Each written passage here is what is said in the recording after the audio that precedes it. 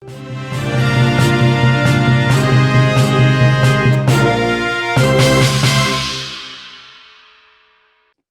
virus corona di Sulawesi Selatan dikabarkan mengalami peningkatan drastis hingga 100%.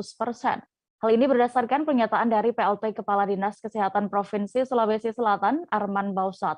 Arman mengatakan peningkatan kasus ini mulai terjadi sekira 2 pekan lalu di atas 10 kasus. Detailnya akan disampaikan langsung oleh rekan Siti Aminah, jurnalis Tribun Timur yang kini sudah bergabung bersama kami. Halo rekan Ami. Baik, Tribuners, kami sudah tersambung dengan rekan Siti Aminah, jurnalis Tribun Timur yang akan melaporkan. Halo rekan Ami. Halo rekan Dea, selamat siang. Selamat siang rekan Ami. Bagaimana bisa Anda gambarkan kondisi dan situasi COVID-19 di Sulsel? Apa penyebab lonjakan kasus ini? Baik, terkait penyebaran virus corona di Sulawesi Selatan memang mengalami peningkatan drastis hingga 100%.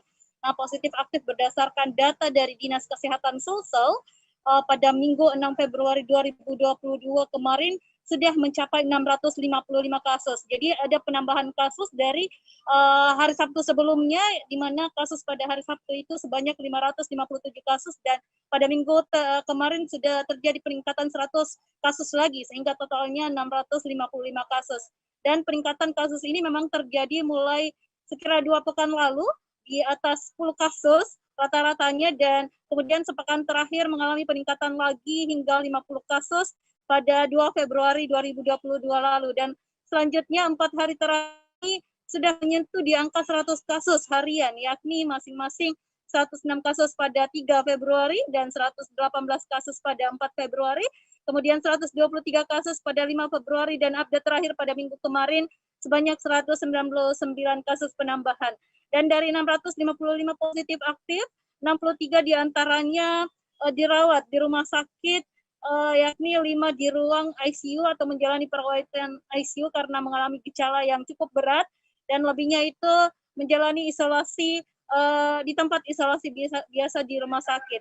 Dan untuk peningkatan kasus positif ini di Sulsel memang diprediksi terjadi pada Februari ini, mengingat kasus di Jawa sudah mengalami peningkatan sejak Januari lalu, sehingga asumsinya jika terjadi peningkatan di Jawa, maka 2 pekan setelahnya kasus juga akan terjadi atau ledakan kasus di Provinsi Sulawesi Selatan. Dan memang informasi dari Satgas Covid Sulsel bahwa salah satu penyebabnya adalah perjalanan masyarakat yang masih tidak bisa terkontrol atau terbendung, meskipun pemerintah sudah berusaha semaksimal mungkin untuk memperketat arus keluar masuk Sulsel. Dan sejauh ini virus varian Omikron juga sudah terdeteksi di Sulsel, sehingga itulah yang menjadi atau menyebabkan penyebaran virus corona di Sulsel semakin cepat atau terus meningkat drastis. Dea.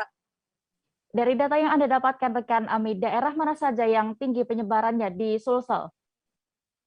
Baik, untuk daerah yang mengalami peningkatan kasus tertinggi terjadi di pusat atau ibu kota Sulawesi Selatan, yakni Kota Makassar, di mana terus mengalami peningkatan. Untuk 3 hari terakhir ini Makassar terjadi ledakan kasus di atas 50, yang mana sebelumnya kasus hariannya itu selalu di bawah 5 kasus, dan saat ini sudah berada di atas 50, yakni mulai Februari sebanyak 67 kasus, kemudian 4 Februari 66 kasus, dan 5 Februari 68 kasus. Padahal saya sampaikan tadi, selama beberapa hari sebelumnya Makassar kasusnya selalu di bawah 5 dan tidak pernah, jarang sekali menyentuh angka 10 kasus. Dan sejauh ini untuk Pemkot dan Pemprov Sulsel sendiri tidak terlalu pusing terkait varian apa yang menginfeksi warganya. Mereka hanya menekankan untuk terus melakukan penanganan terhadap masyarakat yang terinfeksi virus corona. Jadi tidak ada perbedaan perlakuan antara warga yang terinfeksi varian COVID, varian Delta maupun varian lainnya. Penanganan yang dilakukan tetap sama, Dea. Baik, Tribuners, terkait kasus COVID yang melonjak di Sulawesi Selatan ini, rekan kami sudah melakukan wawancara bersama Andi Sudirman Sulaiman, selaku PLT Gubernur Sulawesi Selatan. Selengkapnya. Kita memang sudah tadi kemarin itu kan kita sudah kejar memang tender dini, sekarang sudah pakai paket, sudah beberapa sudah masuk, dan pada intinya bahwa memang kita harus bergerak cepat sebelum ini kemudian melakukan pembatasan. Jadi kita harus bergerak lebih duluan. masuk ketika ada kabupaten kota, saya juga minta untuk semua proyek-proyek strategis lelang dan sebagainya itu didorong cepat dulu. Kalau sudah selesai mereka sudah bisa bekerja, kan bekerja itu tidak harus berkerumun kan. Tapi paling penting pelaksanaan kegiatan jadi administratifnya itu bisa jalan duluan. Kalau sudah selesai lelang, sudah ada pemenang kan sudah nyaman.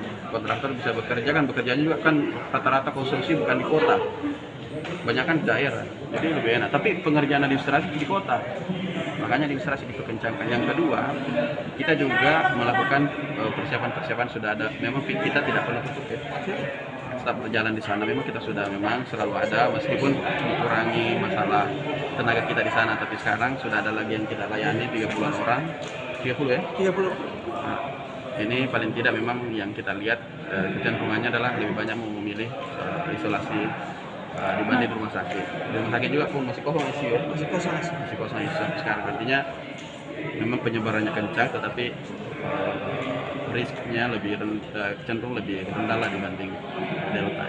Apakah kita melihat akan terjadi penurunan pertumbuhan ekonomi Pak di Sulsel sendiri dengan kondisi yang mulai saat ini, dan bagaimana untuk pergerakan ekonomi kecil menengah? Saya berpikir tidak akan sesignifikan seperti Delta. Saya pikir itu karena kita pengalaman di Delta lebih kencang justru, masif, dan kita tetap bisa tumbuh ekonomi kita. Saya pikir kita insya Allah akan tumbuh juga, optimis lah. Pak, ada potensi peningkatan level PPKM ini Pak? Kalau level PPKM ini tergantung daripada kebijakan pusat. Tapi saya rasa kebijakan pusat itu akan melihat kecenderungan dan risiko terhadap varian. Saya pikir itu. Nanti kita tunggu Bapak, saya belum berikan arahan. Oke.